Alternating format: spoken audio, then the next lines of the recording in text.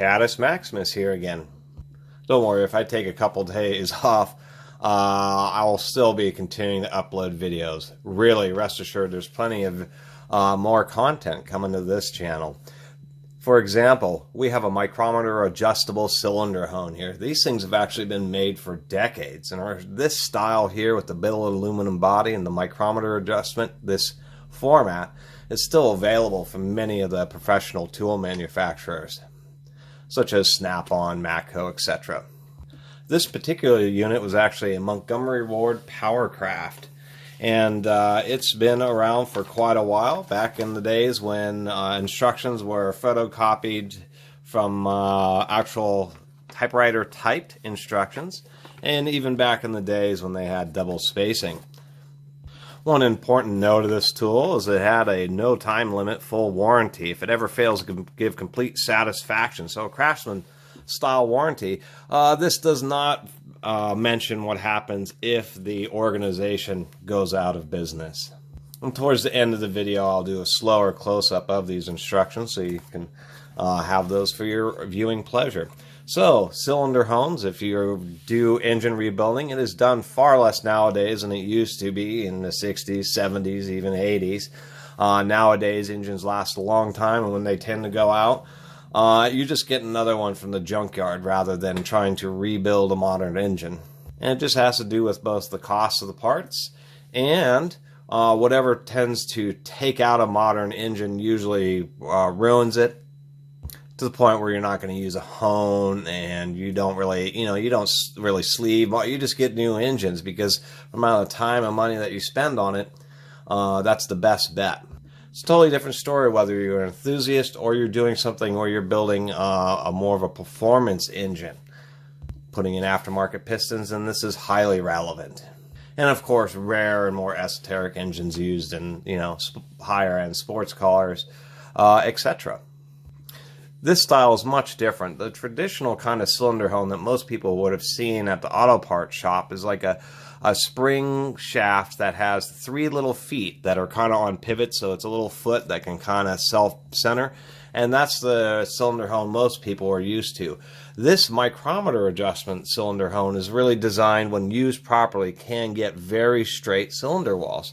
People have had issues and do complain about them because, yes, they are much more finicky and time-consuming to use, but for all that effort, you do get very good hones. And what is cylinder honing is simply putting scratch marks on the inside of an iron sleeve so that it can both catch oil and properly, when it's new, it kind of grinds any microscopic imperfections or out of roundness from the rings, and really is one of the keys that makes reciprocating engines quite reliable, is having a proper surface for break-in. And that tends to be at a 45-degree angle, although I found with particular engines, whether you're dealing with high RPM engines, some Honda motors, turbocharged engines, that the angle of honing, that 45 degrees may not be entirely universal. But the fact that you do need to hone to get some ridges and proper scratch marks, because that's what the stones are doing, they're scratching it, is still as imperative today as it has been since essentially the beginning of the reciprocating engine 100 years ago. How this unit works is it's pretty simple. We have 2 different pads which help with centering and to kind of pick up grit, and then we have 2 honing blocks. Now, these come from the factory with a chamfer built into them. The range of this hone would be about 3 inches to 4.5 inches, so covering most common cylinder bores. They do make a smaller one for doing like motorcycles, and of course a larger one for doing diesel engines.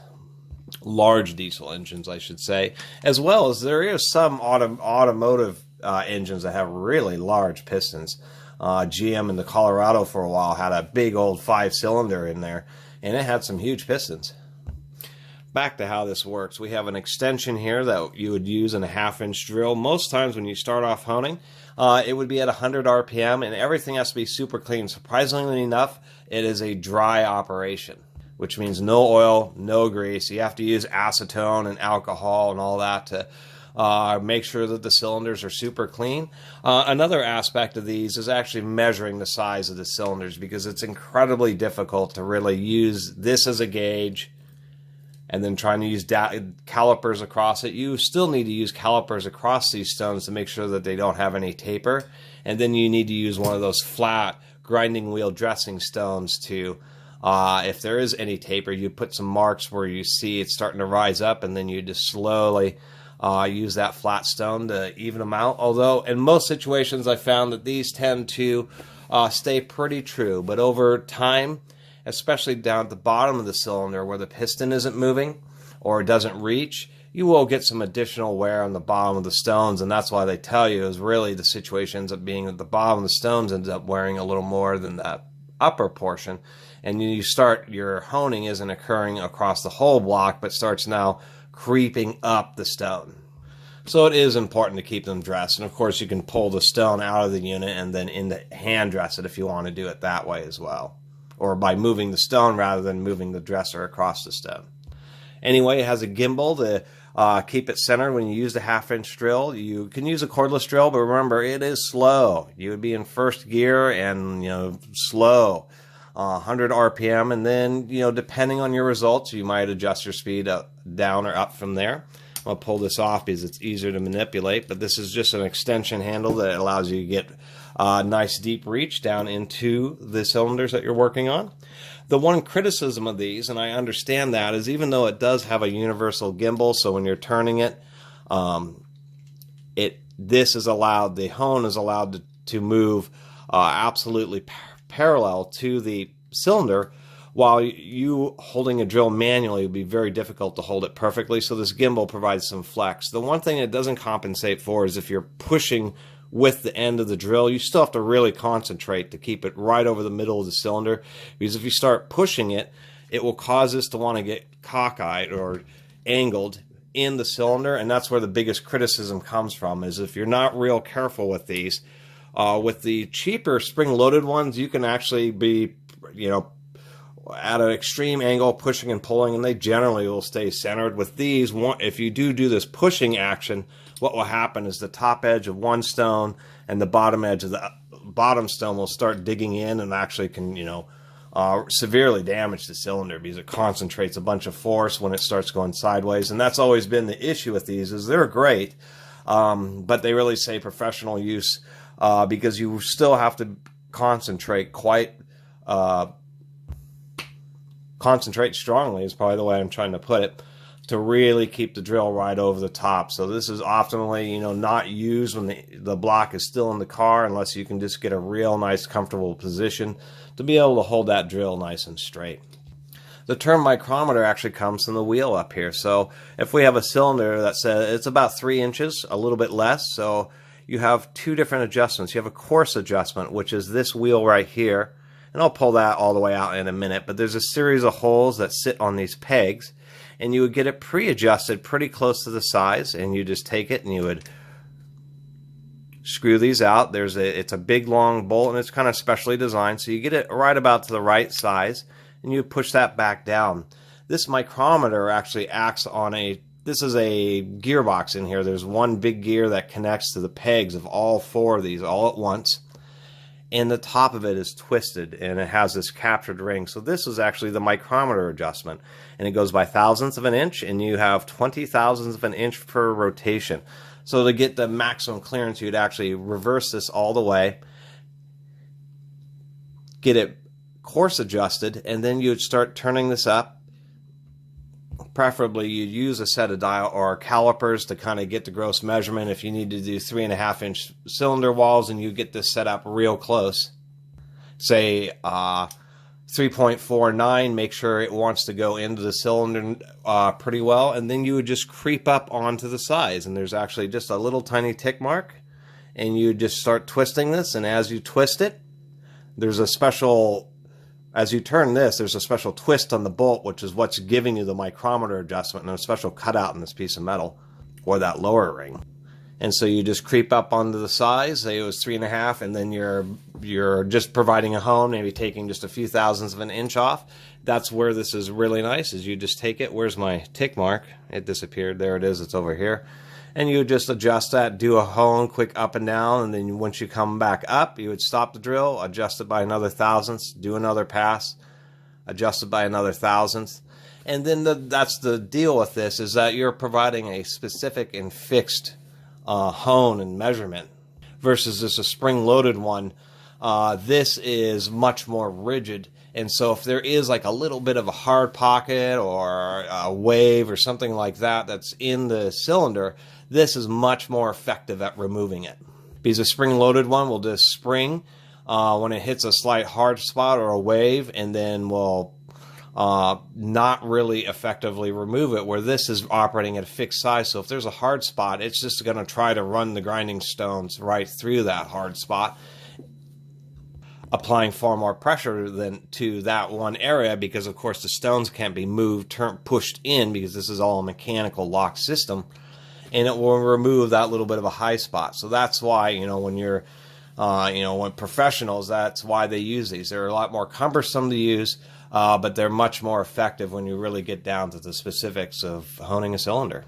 And it's not just pistons, hydraulic cylinders, there's just all sorts of cylinders that need to be honed using the very same process and style tools. So anyway, you just, each time you make a pass, and you just adjust this up. And so that's why they mentioned in the instructions, they mentioned turn it all the way counterclockwise. That way you have tons of adjustment to make it go outwards. And really the deal is each set of coarse adjustments on the lower ring, this is able to adjust, so from the minimum to maximum on the little wheel is the equivalent to moving one set of posts on the big wheel. So you can truly achieve any size. What's nice is the stones just clip on. They just have this, metal clip. And fortunately, I actually did find this used, but it did already have a brand new set of stones and pads with it. So I thought for a vintage unit, that's actually pretty rare to just have another set of brand new stones and pads. And these things, unless they get dropped, there is no real reason to warranty them. They do warn you that if you do get, start to get a buildup of metal chips in the stones, pull it out and just take a nice wire brush to it to really clean it out. Because you want the sharp edges of the stone itself doing the cutting, not just having already cut metal chips and powder running over the top. And I have this big tube here. Let me see if I can't get it adjusted. And if you're wondering why I'm struggling, this is a 7/16 wall of 3 5/8 inner diameter by 2 foot long stainless steel pipe. So it's a piece of tubing, but it's not really a normal piece of tubing. It's a big old piece of stainless steel pipe. And this one, if you've seen the whole video, made in Tubesdale, Los Angeles. So anyway, and I think I don't want this to fall off the table here. So that's exactly how this works. Let's see if I got it adjusted. I got it adjusted just about perfect, eyeballing it. This would be just about where you would want it before you start doing a micrometer adjustment. I'm going to hold this. It's just it barely fitting in there. Just barely fitting in there. And then that's how these work. They just sit there and spin around nice and slowly. And then how you're getting the 45-degree angle is just pushing in and out. That's why they tell you to go really slow, because it's easier for you to match the rotational speed, because you're kind of operating like a screw so that you get those 45-degree cuts. And so you push it in and out. And obviously if you're moving faster, you have to push it in and out faster, and it's much easier to have some kind of issue or misalignment. So you always run these slow. So you just go in, pull it back out, do a micrometer adjustment, and so on. And as you get close, you would want to take some measurements. And let me get this pipe off the table.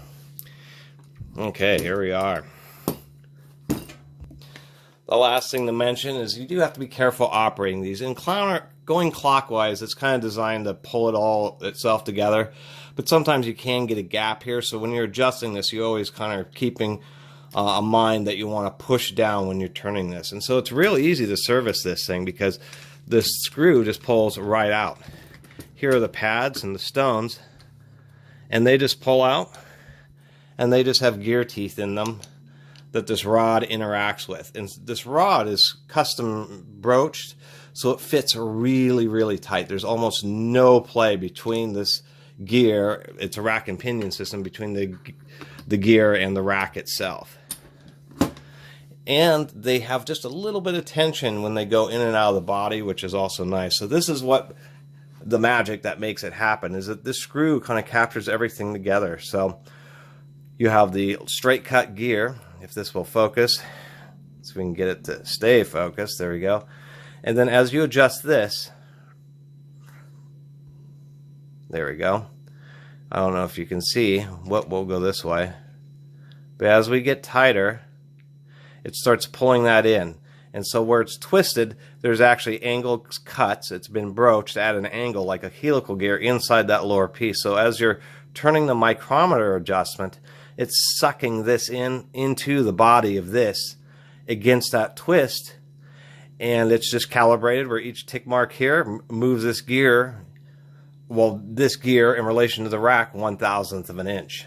And so that's the real neat part about this. And the other special part is it doesn't actually fall apart on you, and that was the smart thing that they did. You can barely see this thing moving when I'm adjusting it because it is a tiny amount.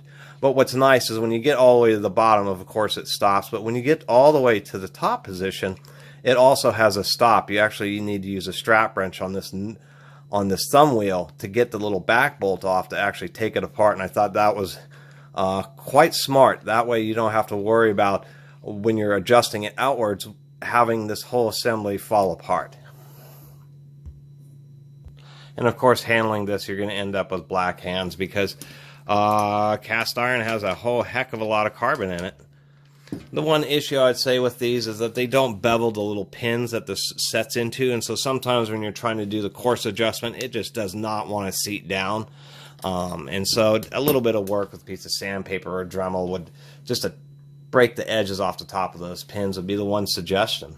And generally speaking, it does work pretty well, but you do need to be careful of the oil. The reason that you don't want oil is because oil tends to want to get the particles kind of gummed up and trapped in the cylinder hone, and that's why you want to run them dry so that it's real easy for the particles to come off. You know, if you have a lot of honing, a lot of material to take off, say 20, 30 thousandths, you're going to be making several passes, and every few passes you pull out the cylinder hone, you take a rag with acetone, give the cylinder a quick wipe down to get, you know, the buildup of particles, and of course try to scrub out the felt pads, as well as take a quick, you know, wire brush to the stones, and then you go for a few more passes. Now, technically, if you can use calipers. It is kind of a difficult process to actually use a pair of dial calipers. Really, you have to take out the felt pads so you can get enough reach with the calipers to measure across the stones in order to perform your honing job, and then use some telescoping gauges.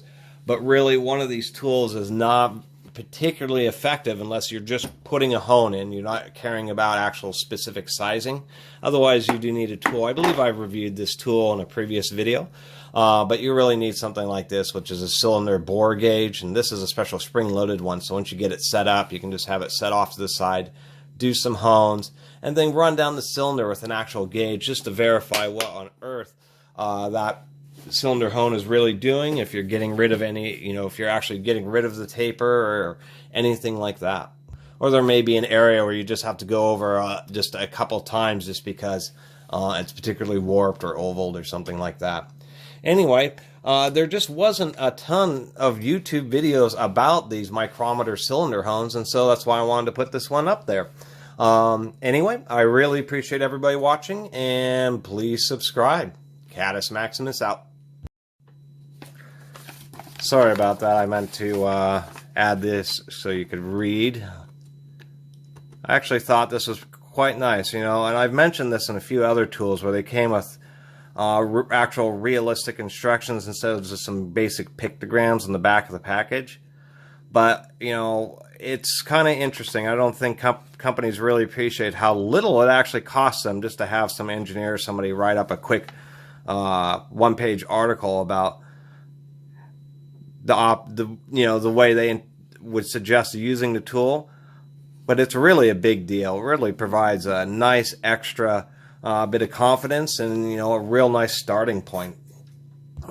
It's a problem with a lot of power tool manuals is most of it's safety and then some basic things about how to adjust the saw or whatever it is, but they don't really give you a whole lot of, just a walkthrough of, of going through the operation of drilling a hole or cutting with something with the saw. Anyway, there you go.